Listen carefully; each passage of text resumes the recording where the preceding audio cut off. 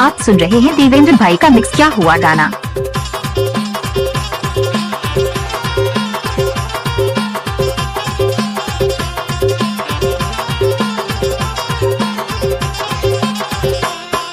क्या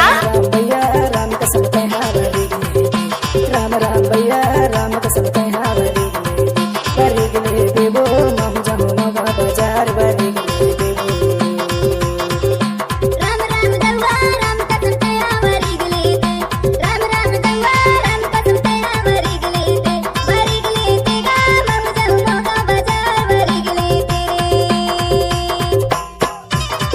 DJ Devendra Balgam exclusive.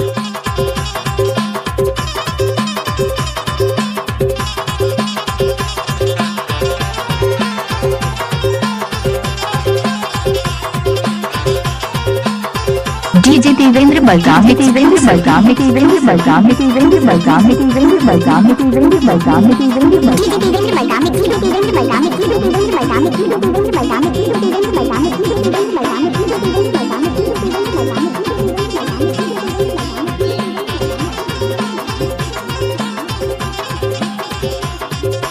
आगुले पान खाए पाछुले जुना आगुले पान खाए पाछुले जुना बैला ना घंटी बंदे पड़वा माडूना वरी गले देवो मम जमुना बाजार वरी